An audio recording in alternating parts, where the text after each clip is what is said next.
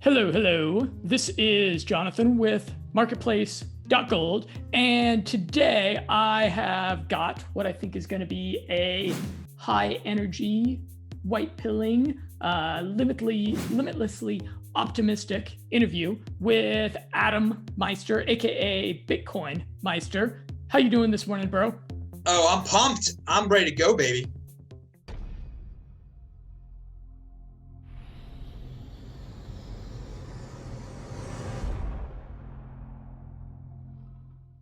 So I found you on BitChute. Remarkably, you have a YouTube channel that has not been suspended. I don't know how you pull that off because you drop a lot of truth there on YouTube. We'll see how much longer they let you do that. Not much. I've been suspended a few times now. It's pretty crazy. So Adam predicted the $1 trillion Bitcoin market cap a while back. He's been quite prescient. He has been in Bitcoin since 2013 when he paid $210 for a Bitcoin. And today he is much more than a 50,000-aire because of three of his favorite words: deferral of gratification, right? Yes. Or buy and hold. I mean, there's another three awesome words right there too. Just by doing nothing with my Bitcoin, just letting it sit there. Now, I do want to say one. I've been in it since November of 2013. I actually got 2 Bitcoin in November 2013. They were around 600 each. The $210 was the cheapest I ever paid. That was in 2015. So I've been in it for a while, and I paid some low prices, no doubt about that. Yeah. And how did you, I mean, you're a younger guy, it would appear, and young men are not well known for their capacity to defer gratification. So how did you pull that off? I mean, you live there in, is it Miami? Well, I'm in Miami right now. When I bought my first 2, I was in I had started traveling, but I still was in Baltimore. I still owned a house in Baltimore then. Hey, and Adam, how was I able to defer gratification? All this, I mean, that's been my personality my whole life. I've been able to put off on buying things, and I was already, you could say I was anti-hyper consumerism already. I realized it's probably since 2010. I mean, since the financial crisis, that people just spend.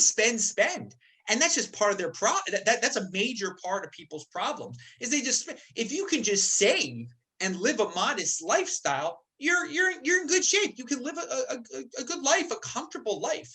So I was already in the situation where I was had a mindset of being somewhat frugal. So when I saw Bitcoin, I knew it was a long-term type of investment, and it wasn't just something to flip around.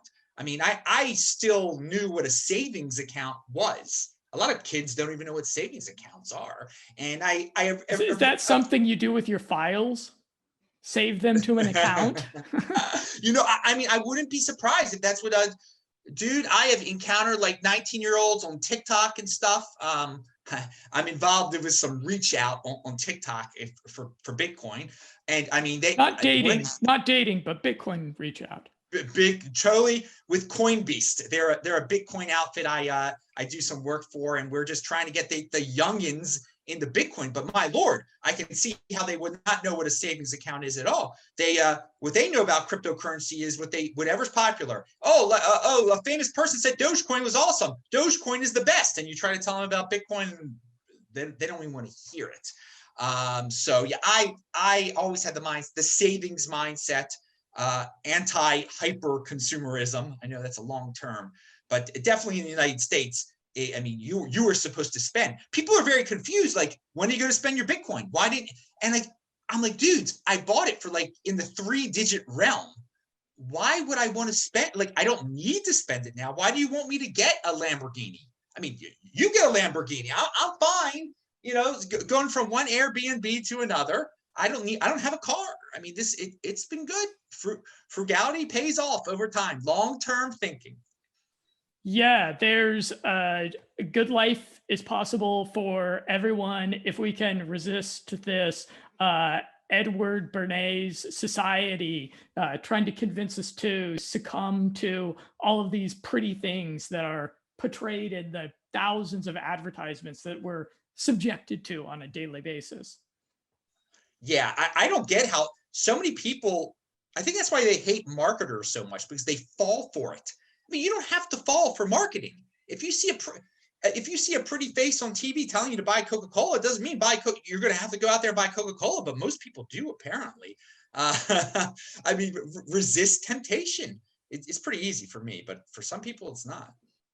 Yeah, you're a little bit unique, but hopefully the profits, hopefully your story can inspire people a bit. So are you also into altcoins, or are you just a Bitcoin guy? Oh, I'm just a Bitcoin guy. I'm a unique beast. You said I'm a unique guy. I'm a unique beast. That's what I tell people to be. Fitting in is overrated. So you don't need to fit in life. Being a unique beast, being yourself is what life is all about. But going to your exact question with the altcoins, obviously when I first got into I had heard of Bitcoin in 2011. They were like no altcoins then. When I first bought my first Bitcoin in 2013, there definitely was Litecoin and a few others.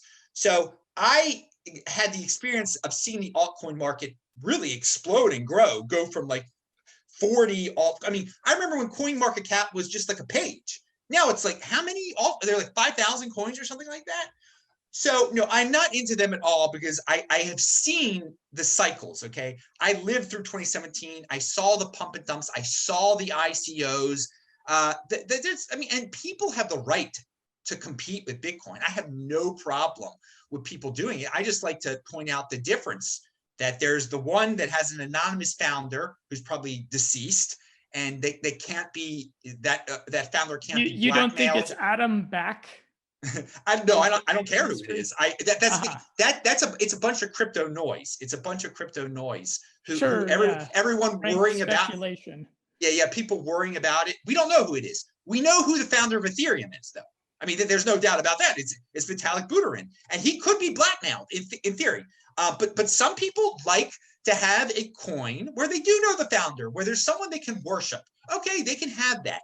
But I think it is a point of weakness when you have a founder that is known, and every altcoin does. Every Bitcoin is unique. It was the first one. It's been around the longest. So I'm not interested in buying any of the altcoins because they most of them are pump and dumps. But I am interested in them being novel, being different, innovating. That's cool. If they can bring stuff to the table and maybe Bitcoin can incorporate it one day, that's great. I do think Ethereum is better than all the other altcoins. It is different. It's definitely not Bitcoin. Bitcoin and Ethereum are apples and oranges, but Bitcoin is way above Ethereum. But still, Ethereum's number 2. And there are all these people that say that Ethereum is going to be eclipsed. My sayings are this: Bitcoin is the next Bitcoin. Everybody's trying to be the next Bitcoin. Bitcoin is the next Bitcoin. But Ethereum is the next Ethereum. It lives in its own world also. But don't get confused here. I'm a Bitcoin guy. I am the BitcoinMeister. And I only tell people to buy Bitcoin. And that's been very, very good to me. That strategy seems boring and simple. But again, Jimmy, you're buying it in the hundreds. I mean, again, I bought Bitcoin. I've only bought a few Bitcoin for more than $700. Only a few for more than $800. Only a few. So it's clearly been a very good strategy when we're living in a world where Bitcoin's over $50,000 now. Sure. So I'm something of a cryptocurrency novice. So even to someone like me, like someone who's a little bit late to the party, you would say that the major upside would be investing in Bitcoin. Well, I wouldn't say you're late to the party at all. I mean, it's not as early as it was last year. Before, when Michael Saylor of MicroStrategy announced that his company was buying Bitcoin as a treasury reserve, instead of having dollars in their treasury, they had Bitcoin. That did shift the game to encourage more corporations to buy Bitcoin. So that took Bitcoin, from very early stage to, semi-early stage. So, but you're still early because there's no Bitcoin ETF yet. There's only a few corporations have bought into Bitcoin. So you can still get in. So I don't like when people say they're late to the game. I like to correct that. I mean, people have been saying they're late to the game since 2017. I mean, back in 2017 when we had the big ramp up, people were like, "Oh, I'm late. It's too late. It's 19,000." It was only 19,000 for a few days, and then it was on sale eventually for 3,000. Those same people made up excuses. Those are called no coiner excuses. So yes, for the new people, I just say buy the Bitcoin and treat it as a long-term hold. Hold on for at least 4 years because it's basically a 4-year cycle. Every 4 years, there's the Bitcoin halving. And if you look at the when cycle, is that up again? When is that happening again? March of 2024, most likely. So we just had it in May of 2020, and right slowly after May of 2020, it ramped up, and then within 8 months it goes crazy, and now we're in that goes crazy part. That's what happened in 2016. It was July of 2016 we had the halving. And it ramped up slowly until January, and then it went wild in 2017. So we're in the going wild period right now. And so if people are watching this right now, I would get it now because we're in that going wild period. And but don't get discouraged. There are going to be days where it goes down by a lot too. You got to treat it at least 4 years. Hang on for 4 years so you can get used to the cycle. Yeah, I've been doing a lot of meditation lately. It was something that helped me to get through the brain damage of the year 2020. And I can see how that is going to be like really helpful in having a long-term view with cryptocurrency. Because unless you have a pretty good mechanism for maintaining a little bit of emotional detachment from immediate outcome, you're going to see the price go through different swings, and sometimes they can be alarming. Sometimes there's sometimes there's like a 20% loss in a single day, right? And we need we need tools for mental fortitude to weather those storms and sail through them on the deck of the yacht without our cocktails being perturbed. You put it so nicely. You have to get into the correct mental state, okay? You've got to get into that strong hand thing. You can't look. If you look at the price all the time and you get worried, stop looking at the price, okay? But there are so many people who don't get into the mental state. They are used to traditional financial markets and traditional financial assets, and they panic. You cannot be. You should. If you need to meditate. And if you're watching this on YouTube, pound that like button for what you just said. I mean, that was. Oh, thank you. Very good point. Very good point there. Thank you. How do you? Okay. How with the HODL, with the buy and hold strategy? How do you resist the temptation to, like, I know when I have, I'll have some Bitcoin in my Coinbase account or local Bitcoins account, and I'll think, oh, I need some money, or I have something that I need to buy. Is this where it's helpful to have your Bitcoin somewhere that it's not quite as easy to access? You are on the right track there. You read my mind. You answered the question just at the end there. Yes, don't have it on Coinbase. Have it on a Trezor, on a physical storage device. If you've got it on a physical storage device, locked up in a safe, you're not going to spend it. You're not going to have that temptation. You're absolutely right, though. If it's on some third party, first of all, it's hackable at that point. But even if you trust Coinbase, even if you think they're just as secure as anything, there will be that they make it real easy for you to spend it, to get rid of it. They probably even encourage it in some ways. So if you've got that type of mindset, you don't have it make it hard for you to spend it. And making it hard for you to spend it means that you have it more secure than if it was easy to spend. So yeah, third party websites like Coinbase, not good. And learn to get a storage device like a Ledger or a Trezor, and you'll be in good shape for safety also. And that's what you have? Yeah, I've got numerous hardware devices. Yeah. Oh, Trezor, really? yeah. Trezor, Ledger, a digital Bitbox, different types of ledgers. I've got people say. I mean, I've been sent things over the years too. People that want me to discuss it on the show. They're like, well, try out my storage device. So I try out their storage device, and obviously, I mean, the one I talk about most is Trezor, but I have numerous ones. I have it split up all over the place. All the way I take care. I don't keep it all in one place. I mean, I have a lot of them, and so you got to keep some things straight in your mind, definitely. But it's worth it. This is about personal responsibility. Would you mind showing us a few of them? All right. So this is what's it called? HW1. It's a ledger, and they don't even like update this on their for software anymore. But if you know what you're doing, you can have some Bitcoin on it. I mean, you could have a lot if you wanted to. Now, I'm obviously showing it to you because it's pretty minuscule. This is not a major source of my Bitcoin or anything like that. Since it is old too, and they don't update the software. I mean, you can't even buy these anymore, I don't think. But it works for me. I know how to use it, and so it's quite small. But the hardware wallets, and I mean, it's very thin. Also, now they're a little thicker, and that they have numbers on them, and there's a big screen on it. But this is simple. It's very good. And if there was ever an emergency, I could swallow it and it would come out the other end or something like that. Whatever. But if I gave this to you, you wouldn't be able to steal my Bitcoin. You would need to know passwords and stuff like that. I mean, I could say, here, there's like $100 of Bitcoin on here, have it. And you wouldn't be able to get the $100 off of it. I would.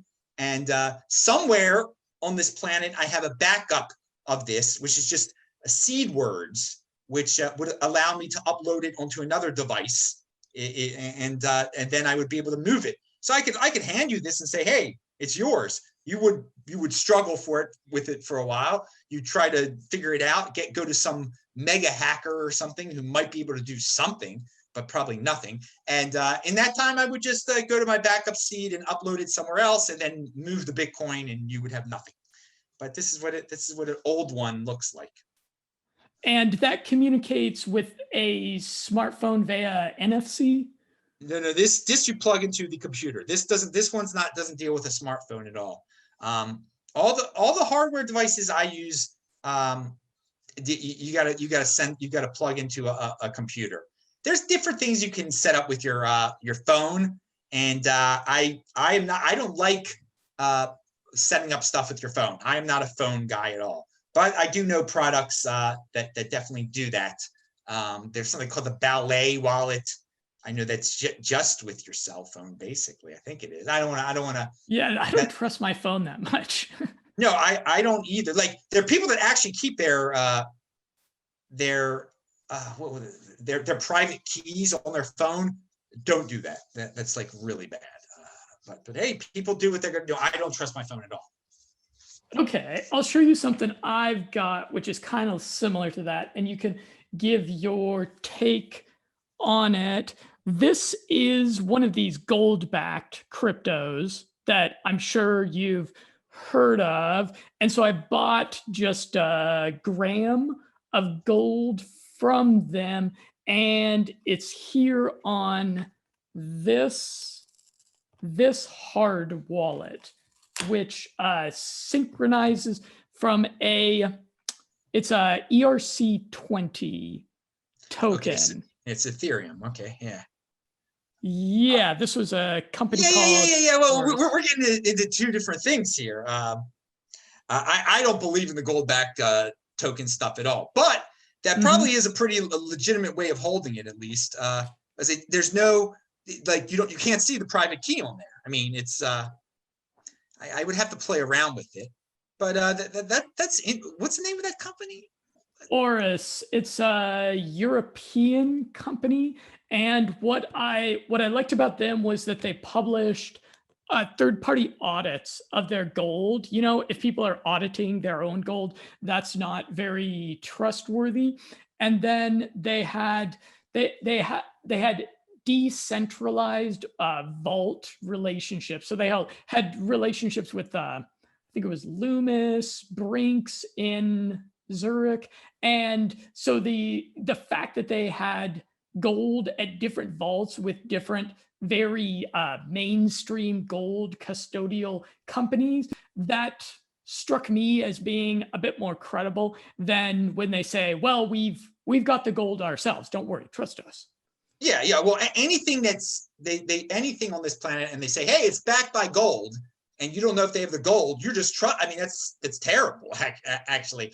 But they clearly have gold. I mean, well, not clearly, but they make it look like they have gold there, which is better than most people. We're getting into a different topic here of what is cryptocurrency backed by, and some people think it needs to be backed by gold type of thing. I'm not a gold guy at all, to say the least. I think it's old fashioned and whatever. And if you're going to get into gold, why not just hold the gold? Like, have it in, I don't believe in complicating matters like that. But they've got something going on over there. To each his own, and innovate any way you want to.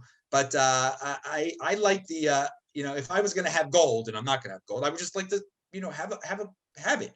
But I mean, it's kind of a pain in the butt to have too. I mean, it's if you want to bring it across the border, I mean, that's the glory of the Bitcoin. It's pure digital gold without being backed up by gold. Yeah, certainly. I'm curious. Have you ever made any mistakes? Have you ever gotten scammed? Have there? I mean, you've been in this for a while. What are some learning experiences that you've had? Well, I've had people, want me to invest in their companies and stuff. Send me, 6 Bitcoin, invest in my company. That's something that a lot of people fall for because it's their friends, and they don't. Well, back in the day, at least, I don't think anyone would make that mistake now. But that's something I would say to people, like, don't complicate matters. If someone's got a Bitcoin business, is that business really going to be able to beat the returns on Bitcoin? And most people don't think of it that way. They're like, oh, this is the most unique investment opportunity. This Bitcoin thing is growing, and they have this business plan that is just so awesome and so professional looking. And so you invest in the business, and it's better over the long run. Well, a lot of the businesses just go out of business. So you're like, that's it. That's the end of your money. But, for the ones who survive, just usually investing in Bitcoin, you get a better return than investing in a Bitcoin business. So I think that's a big temptation to alert people about, because especially the people that are coming to you, investing in my business, they're your friends. They're not trying to rip you off, and they think they're going to be successful. They don't even realize they shouldn't even be doing a Bitcoin business. They should just be buying the Bitcoin because they'll get a better return. But some people are very entrepreneurial, and they think they can beat the long-term Bitcoin return, and I guess more power to them. Yeah, it's a environment rife with predators. I did an interview with a young guy that had bought he was like buying weed, and he got into cryptocurrency, into Bitcoin, like a lot. That seems to be a common.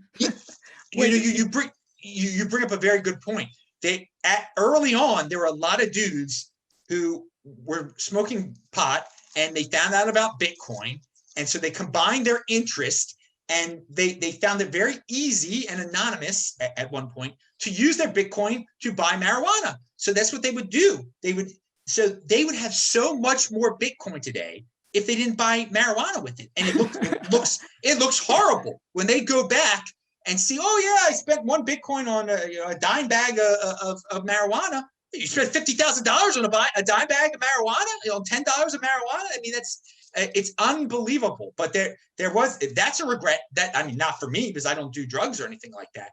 But for some guys, and it's amazing. Some of these potheads that stuck around Bitcoin, they still spend a little bit of Bitcoin here and there when they're low on marijuana. That's bad. I mean, I don't know how anyone can do that still. I don't know. Don't do that. Yeah. But you look back, and people, I've heard stories, let's take it away from marijuana. There was a time like 2014 and 15, and when the Bitcoin price was going down, and people were like, we have to make sure this is a regular currency. So I'm going to go spend it on coffee. I'm going to go spend it online, buy socks. And you think you're spending $6, $4, and what it was you were spending 1% of a Bitcoin on socks or on coffee. And now, what is 1% of a Bitcoin? 1% of a Bitcoin is over $500. So that's quite regretful for some. And those socks have holes in them now. Yes, indeed. And they might be like Litecoin socks or something. Anyway, I mean, who knows what you bought? So my website, marketplacegold.com, is, I'm not sure if you checked it out. I know you're a real busy guy. Well, I checked. I made sure that you had also your social media links. I checked out I'm there right now, actually, on the Marketplace Gold Twitter feed. I've definitely been there. Yeah, I saw the site. Yeah. Okay, so it's a geo directory of businesses, large and small, organizations, freelancers accepting cryptocurrency for payment. And because I would love to see a world where every business was accepting cryptocurrency. I'd love to see Bitcoin become the backbone of the global economy. In fact, I think in a lot of ways, I'm hoping that's inevitable. Are you a fan of that sort of thing, or do you think that altcoins are maybe better situated to serve as a medium of exchange for the myriad of transactions that we engage in the economy? Well, there's these second layer solutions they build on top of Bitcoin. Lightning Network is supposed to take care of making transactions cheap and fast using Bitcoin. So I am up for people experimenting on the Lightning Network and trying to make Bitcoin more like the dollar currency. Just be able to go into a coffee shop and spend your Bitcoin. And so I'm just not into spending my Bitcoin. But I think we will get to a point where it is definitely many people will be easily accepting Bitcoin, and it will be easier through the Lightning Network to spend Bitcoin at places. And I think that is a space where altcoins can do something, especially right now, because the Lightning Network is, it's not as normalized as it should be, or not as easy. I mean, some people are going to try to correct me and say it's super easy, but hardly anything with Bitcoin is super easy right now. So I think I'm a guy that says let the Lightning Network compete, let the altcoins compete, and I have no problem with people accepting altcoins or Bitcoin at these stores. And yeah, I think the very least that can happen from businesses saying they accept Bitcoin is that it's marketing. It brings awareness that there's an alternative financial system out there, and and most people say, they have a complete alternative financial system. You've got to have people spending it all over the place. Okay, that's great. That's laying the groundwork for it right there. Sure. I have a way to cross-reference on my website by businesses that are already plugged into the Lightning Network, and I've got a few Lightning Network friendly in there, and I suspect that's going to grow. Yeah, it should. I mean, especially if they're selling like low-cost stuff, they really need to be using the Lightning Network right now. Because I mean, if you're buying something for $5 and then the fee is like $3, that's not too good, because the fees can be, it depends on what time of day, but fees can get higher on the regular Bitcoin network. But if you're selling cars right now, if you're selling your house right now, you don't need to worry about anything Lightning Network. I mean, it's all Bitcoin. And there are people that want to sell. I mean, in New York City, I just read a story. There are people trying to sell their businesses for like 26 Bitcoin or something like that, which just makes me smile, because I remember when 26 Bitcoin, it wasn't worth very much money at all. But hey, things change. Yeah, now that's probably like the Tiffany's down there at the bottom of Trump Tower or something like that. Who knows?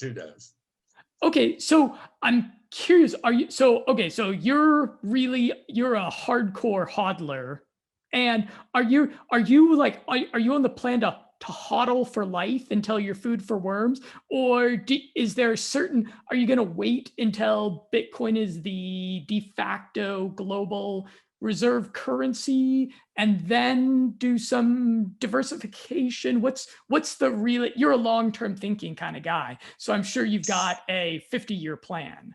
Yes, indeed. You bring up excellent ideas on what some theories on what some people are going to do with their Bitcoin. For me, it's all about, again, the 4-year cycle. So back in 2016, when I started talking about the 2020 halving, I'm like, there is no way I am going to sell a Bitcoin until after the 2020 halving.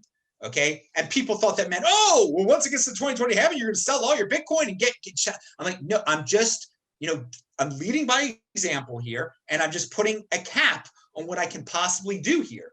So we got close to the 2020 halving. And, I see what I still have in the bank in terms of fiat. Again, because the YouTube brings in some fiat still. I have some savings in fiat still. There's ways I get fiat.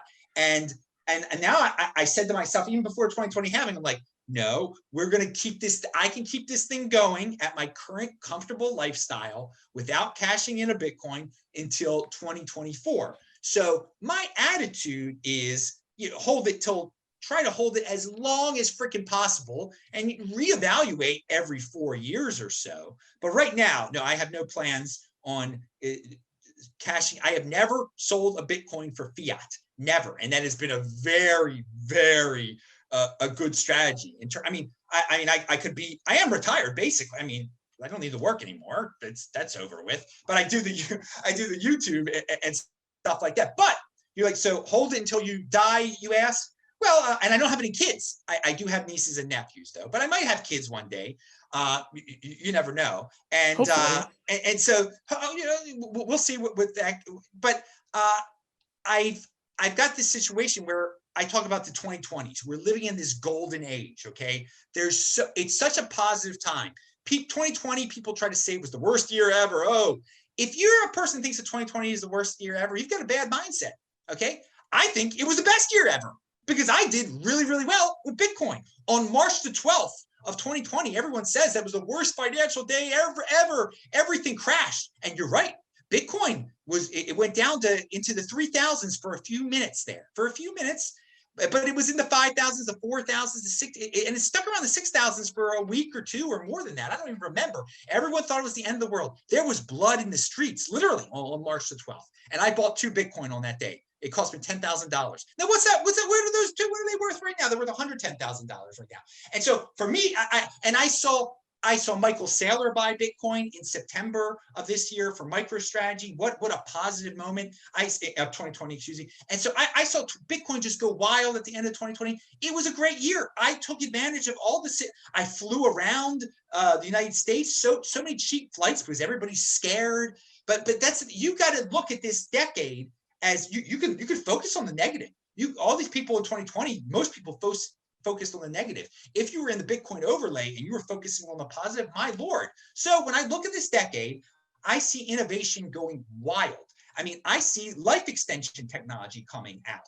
Okay. But there are going to be plenty of people that aren't going to be able to afford the life extension technology. I want to be in a position where I'm going to live 200 years, baby. So if you've got that mindset where you're thinking like, hey, over time, they're coming up with life extension technology, and I could live 200 years. I'm going to try to keep this Bitcoin going as long as possible, so I'll be able to bribe the person I need to bribe to get the life extension technology that all the normies are going to be screaming, oh, it's unfair. Why are the millionaires getting the life extension technology? Because you didn't plan. You got to plan ahead, dude. So we don't know what this decade is going to bring. We don't know what the next decade is going to bring, but we have seen the exponential growth in technology. So I think it's going to blow our mind. So that right there is a reason that I am very concerned. I don't need to get a Lamborghini ever. I would rather much live to be 200. And I've already got that mindset. I'm going to live to be 200. You've got to get that in your head right now. If you think that's a possibility, you're on the right track in every aspect of your freaking life here. Be limitless, exponential mindset. It's called.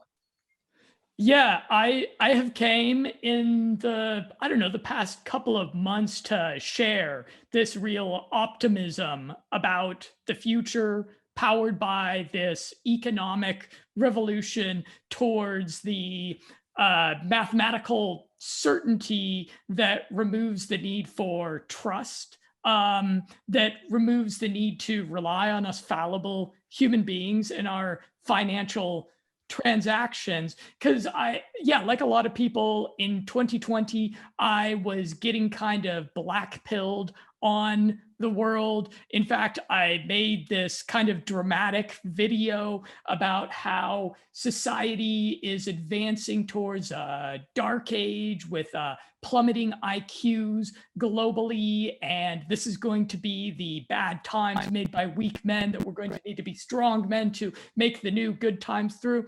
And now I'm really seeing some reason for optimism, because there's this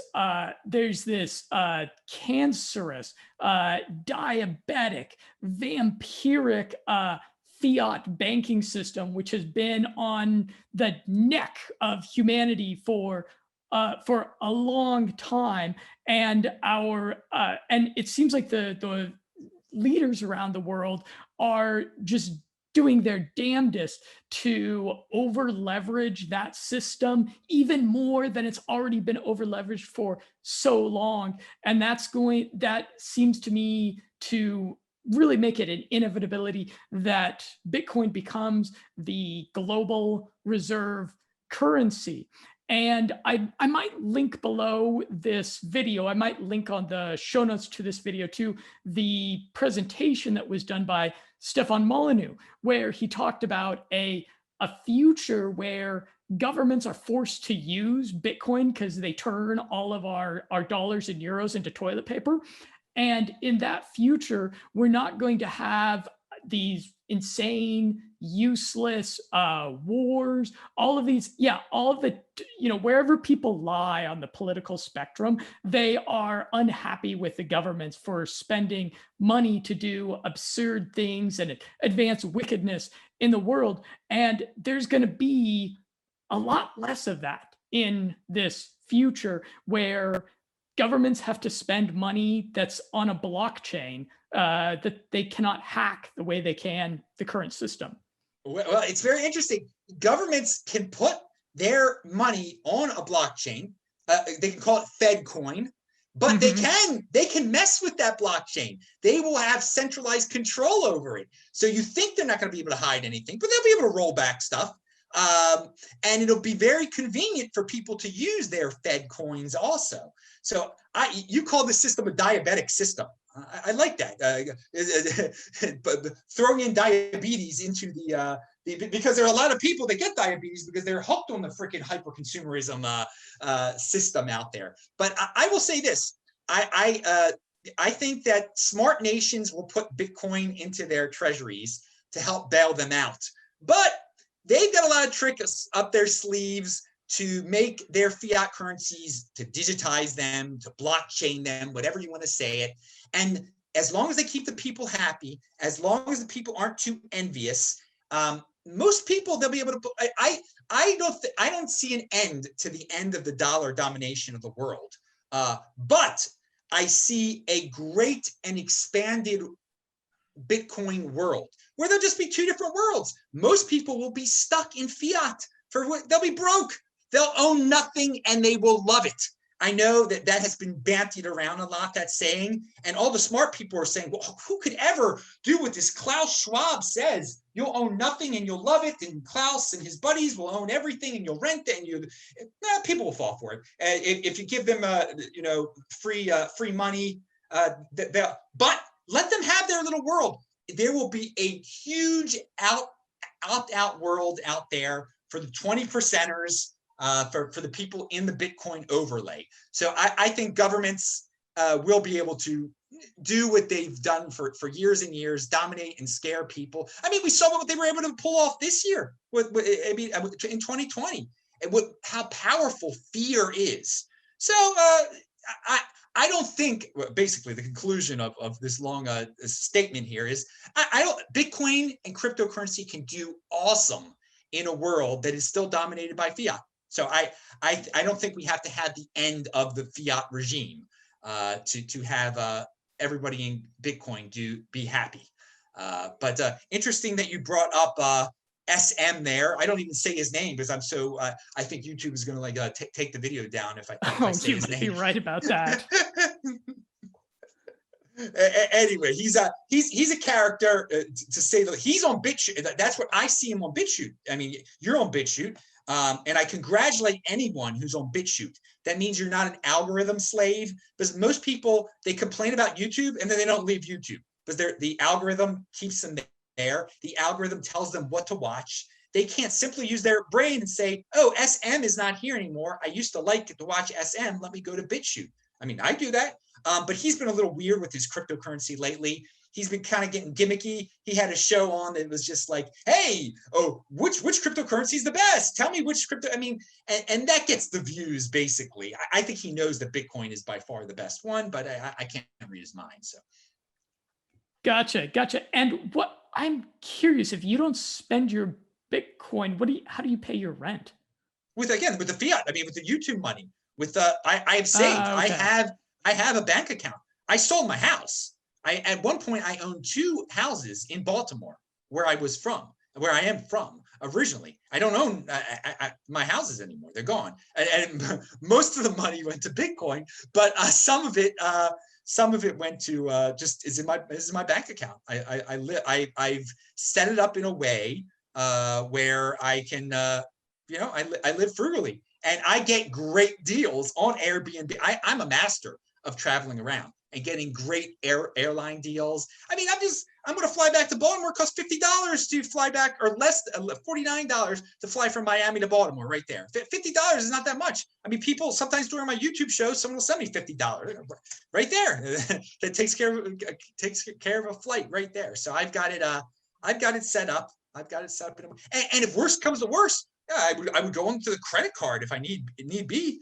As I don't advise anyone to juggle credit card debt, but I think I'm good enough with money that I could do that, but I'm not in that situation. Do you anticipate yourself doing the digital nomad thing or expatriating in the future? Well, I am a digital nomad. I don't have a house. I just go from one place to another. When I'm in Baltimore, I stay with family. I only need to be in Baltimore. Sadly, last year I was only in Baltimore for 3 visits, but my usual plan is to be in Baltimore four times a year. I'm usually in Baltimore for 4 times a year, and so the rest is I'm a digital. I just go from place to place. I own no car. When you own no car or no house, that takes care of a lot. There's no insurance at that point. No dog. There's no animal. That's a really important thing, not to have an animal. No wife or kids. So I don't have these. Those are attack vectors. I call them attack vectors. Everything that I described. So usually, 2020, I was not able to leave the country, which was disappointing on a certain level. But I got to experience different lockdowns in different states, and It started out when I was in California, so I got to experience the worst of the lockdowns. These crazy people, but now I'm in Florida, which is it's freedom. It's awesome. It's great here. So I don't anticipate myself settling down anytime soon. I don't think I will ever own a house again. It is such a tremendous attack vector. Clearly, the local municipalities in the United States are going to vilify the homeowners and tax them up the yin yang to pay for some of the nonsense and some of the debt that these local municipalities have. So I don't want to be involved with that at all. I've owned houses before, and I've dealt with the inspectors and the taxes. It's just such a pain. It's such a relief not to have to deal with that. With Bitcoin as your main asset, there's no housing inspector. There's no insurance you're paying. There's no one that can trip over your Bitcoin and sue you. It's great. It's great. That with a house, people, if there's ice on the ground, they try to slip it in front of your sidewalk and sue you for lead poisoning if they're renting it from you. Yeah, you won't have to worry about the ice on the sidewalk there in Florida. No. But again, with the Bitcoin, you don't have to worry about those type of attack vectors right there. So yeah, I encourage people out there to go beyond, because most people, to fit in, they think they need a house. And yeah, I guess to fit into mainstream society, to fit into with Buffy and Biff or their equivalents in the 2020s, you got to say, well, I got this $770,000 house. And I've got 2 cars, and I'm sending the kids to private schools. Those guys are broke, man. They are working their toothlesses off, okay, in order to keep up that facade. Why? Just to fit in. Fitting in is way overrated, and people just can't even fathom, like, well, how can you afford traveling around the United States? My question is like, how can you afford being Buffy and Biff? I mean, it's quite cheap for me. You know, if you master it, if you're able to defer, if you don't need fancy things, I don't go out to eat. I make my own food. I mean, right there, that's a lot of savings. So I encourage people to look into. I mean, my shows, I have Beyond Bitcoin shows too on my channel. You can go to disruptmeister.com, go to my archive, see my Beyond Bitcoin shows. I just don't talk about Bitcoin. I talk about the lifestyle of just traveling around and being a unique beast. I tried to go to disruptmeister.com and it didn't load for me. Yeah, sometimes you got to type in twice, or just look up Adam Meister on YouTube. That'll get you. All disruptmeister.com does is take you to my YouTube, like a page that lists all like 2,000 of my freaking YouTube videos. Sure. Okay, I've got 2 more things that I want to ask about. The first is something that I think a lot of people will be curious about, and you can say as much or as little on this topic as you want, which is, for someone who has done really, really well with Bitcoin and apparently will continue to do so, what is your tax strategy? Oh yeah, this is real easy. Don't sell. That's the thing. When you in the United States, I'm taking it from an American perspective. I'm an American. I will always be their tax servant. Okay, you can't drop that. I mean, it's a pain in the butt to get rid of your citizenship. It's really I have no plans on doing it because I mean the passport, when we were allowed to travel, it let me travel anywhere. But the tax situation is this: when you sell your Bitcoin, it's capital gains right there. Okay. I don't sell my Bitcoin. So I don't work. Now, when I sell my Bitcoin, it'll be Bitcoin that I've held for over a year. So it'll be short-term capital gains tax. I bought my Bitcoin at Coinbase, okay? And a lot of people say, oh, that's horrible. They tell your information to the government. Yeah. Okay. I'm not trying to be a tax cheat or anything like that. When I got into it, I knew that, I'm buying this thing. If I ever sell it one day, I'm going to have to, follow their rules. And so, you don't have to sell your Bitcoin. That's the problem. These young people, they get into it. They think, oh, you have to do something with it. You've got to trade it. The minute you do that, you're on the hook for taxes. And there's so many people that don't understand that at all. So there's a honeypot of, quote unquote, tax evaders out there for the United States government to go after right now, because people have made these mistakes. They've gone back and forth a million times between Bitcoin and fiat. That's not a pretty situation. You've got to figure out, what you owe in taxes. They've got your social security number. You bought it.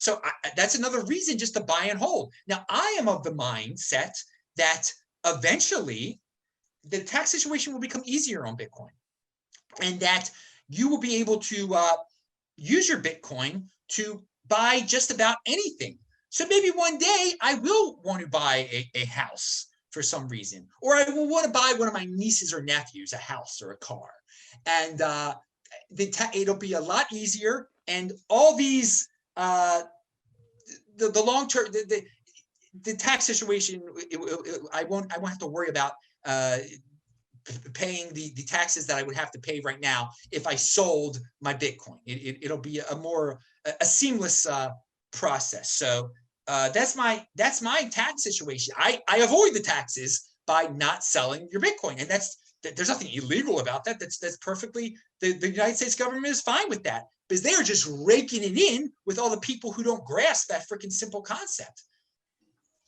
Yeah. So it's as long as you just HODL the capital gains, you don't have to pay capital gains. That comes at some point if you have a change of heart and you want 10 Lamborghinis. Well, and that's the thing, you just don't play. And all these people watching this show out there, they hate the fiat regime. They think it's so evil and warlike. Okay, then don't play in their fiat regime. Stick in Bitcoin. And that's what I do. I stick with my Bitcoin. That's my savings account. But so many people could talk a big game, and then they're like, well, got to go trading, got to go in the fiat. And the minute you touch it, you're in their realm again, okay? And you're playing by their rules. So I'm not into playing by their rules, okay? I'm into playing in the Bitcoin overlay. So and they're perfectly fine with that, because they know, the IRS, the government knows, they know most people can't do what I do. They know that most people can't defer gratification, that they have to trade, they have to do something with their Bitcoin. And just the minute they do that, they're on the hook right there. They're back into the fiat realm. Sure. And the final thing I wanted to chat with you, going on a bit of a tangent, is you said you want to live to be 200 years old. And anti-aging, biohacking is something that I think I share a lot of passion with you about. What is your plan for that? All right. So right now, I'm in the middle of every day I fast for at least 22 hours. I do intermittent fasting. Fasting every single, and people are like, well, what do you do? So, you have your cheat day. I'm like, no. What I mean by intermittent fasting, I mean every day since the summer of 2013. Okay, I've been doing intermittent fasting. There is no one meal a day since 2013. Okay, but then there's some days where I have longer fasts. Like right now, I'm in the middle of a 44-hour fast. Okay, so I make sure that at least twice a year I do a 72-hour fast. My record is 120 hours. Oh. That's 5 days right there. So one meal a day. That's a big thing. Longer fast. That's preparing the body. Interval training, which I do. My interval training is sprint interval training, which is once a week. I sprint 15 times in a row for 70 yards. You only need to do it 8 times in a row, but I've become it's become quite normal for me. But I run 20 miles a week. That's not necessary. But I stand every day. I create a standing desk wherever I'm from. Wherever I'm at, I build a standing desk. I mean, this is just on top of a milk crate right now. I mean, some people pay hundreds of dollars for standing desks. Another way I spend money, I just get a milk crate from the supermarket, put the laptop on it, and then I'm standing. Just I don't eat any. I only drink water. I don't do drugs. Huh? You must drink coffee. No, I don't do no caffeine at all in my life. This is all natural energy. I don't know if people are going to believe that. No, they don't believe it. But most people think I'm on cocaine. Most people think I'm on cocaine, or that I drink coffee, or that I'm poor because there's an ugly background. No, I can tell people. I can say, watch my videos and see, me talking about Bitcoin since 2013. And they're like, no, you don't own. I made a TikTok video the other day about how, I bought that one Bitcoin for $210, and they don't believe I have one Bitcoin. So, let people believe what they want to believe. That's fine with me. I know the truth. But most people just are they see someone that's happy and is thin and has got a lot of energy, and they just default to drugs. That's the negative mindset that most people have. You can be healthy people. You can be free. It's all out there for you. And I love that. And if you are healthy and free and have a good attitude, you're going to be able to extend your life to a point where people, I'm not smart enough to come up with the life extension technologies that are going to, really change people's lives. I'm not an engineer or anything like that, but I do know to do the research and to listen. There's that guy Peter Diamandis, I think his name is. He's got a channel, and he talks about all the companies he's invested in that are working on life extension. So I keep up to date on different technologies that are out there. But the biohacking thing, that's what the people in Silicon Valley are doing right now. They're doing things like me, the intermittent fasting, and I'm not on a carnivore diet, but I mean, because I still eat fruit and stuff. I don't think fruit is like deadly, but I don't eat any processed food. Just only real food, only real food. Nope. I have not had bread. I don't eat bread or anything like that since 2015 or something like that. No, definitely no processed carbs, no sugars. No, yeah, just natural food is very, very important. And some people think, well, I can't do it. It seems because most people are addicted to carbs, but you could drop it. You could. It's delicious to eat regular food. And I'm a disciplined person. I think we're going back to the beginning of the show here. So having food discipline makes your mind able to have financial discipline too. If you're only able to eat once a day, you'll be more likely to be able to hold on to that Bitcoin for 4 years. I mean, that's what I've seen in my own life. Domain-specific self-control generalizes. Yes, that's a good way of summarizing it. Very, very good way. Are you doing any supplementation, any biohacking tech to complement the lifestyle stuff? No, so the supplementation is a very interesting question. I'm going to have to research that more. There are guys like Diamantes, and there's another guy. They talk about taking some drug that used to be a diabetes drug that might metformin. Preserve. Yep. I'm not a fan of metformin. I looked into it, and it can cause desensitization of the body being able to uptick the B vitamins, and there's some questionable long-term effects on mitochondrial function. So I actually have that. Well, I got a crazy stash, but that one I looked into and then I shied away from it. Yeah, there we go. And so I have a take on drugs. I don't trust any drugs. And even if a smart dudes are saying, like, so what my policy is right now is just doing it as natural as possible. I take no supplements. I'm doing it as natural as possible. And I avoid another thing. They use shampoo. I don't use any shampoo in my hair. No, don't. And your hair looks, maybe if it was gelled, I'll have to find a picture of you with your hair gelled so people can appreciate it. When I was younger, I used to spike it with gel and spray and everything. And it just goes up on its own. This is baking soda clean, man. I use freaking baking soda. I brush my teeth with baking soda. Okay. So I really am not, it's really sickening today. People would rather smell one of those candles burning that's got all those chemicals in it. It's a fake smelling coconut or fake smelling flour than actually smell real food cooking. I've gotten into situations where I'm cooking meat and people are like almost vomiting. They're like, oh, what is that? I'm like, it's food. They are used to poisonous sprays now. It's crazy. It's really crazy what's happening. People have become desensitized to poisonous smells and sensitized to healthy smells. It's really weird. So, but again, my take is just staying naturally healthy as possible and knowing that technology increases at an exponential pace, and we're going to get, I think we already have life extension technologies and we don't realize, like older people who get into their 90s, they are put on certain drugs that extend them give them a longer lifespan than they would already have. Whether it be they've gotten their whatchamacallit taken out. What am I thinking of here? Thyroid? Your thyroid. Yeah, a lot of people that have lost their thyroid, but they take the fake thyroid medicine and it extends their life perfectly. People would have died back in the day without them. So there's old people already are being extended more so than they would have been in the past, but we just don't realize it yet because it's like they don't look younger. It's just that they're living instead of living to be 89, they're living to be 97, which is pretty cool right there. But we're going to get down to, and I will say this, if you look back in time 50 years, 45-year-olds look a lot better than they used to, or 55-year-olds look a lot better than they used to. So they're, especially people who take